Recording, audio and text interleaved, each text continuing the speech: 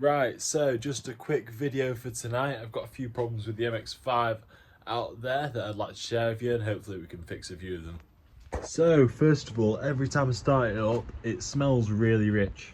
And then second of all, there's like a little bit of rev bounce. When you have the throttle about 0.8 throttle, it bounces between 1 and 2,000 RPMs.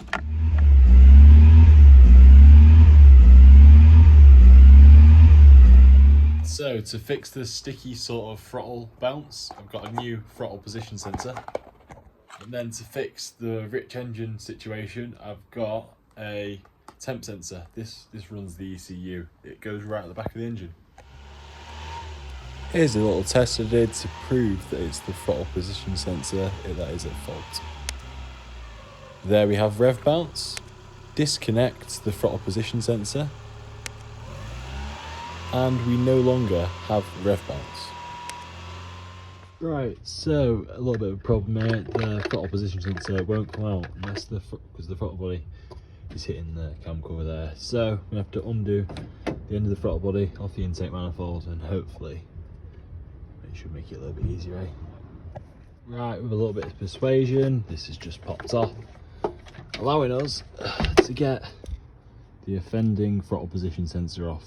Now that is an original part, so that's been on since the car was new, 34 years, so it's about time it gets a replacement.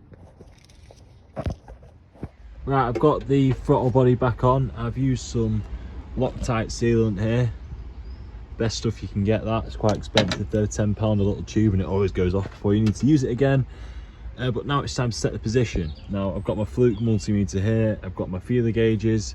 So the first thing you need to do is you need to put the 0.4mm feeler gauge underneath there, and then you need to set it so you've got continuity at the 0.4, then at 0.7, which is just further round.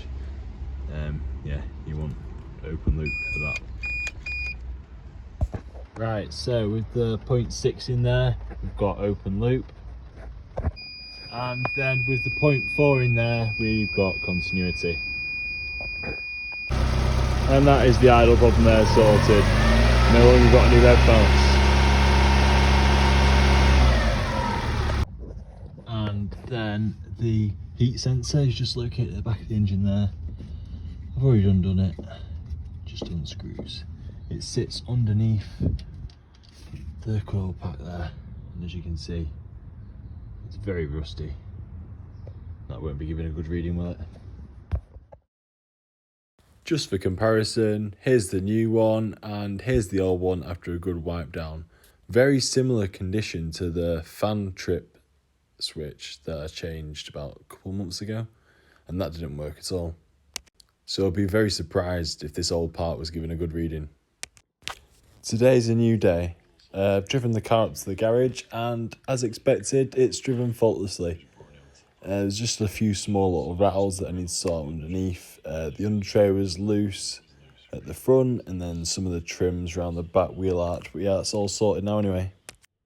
Don't worry, I'm not going to bore you with a video of me tightening up a loose under tray.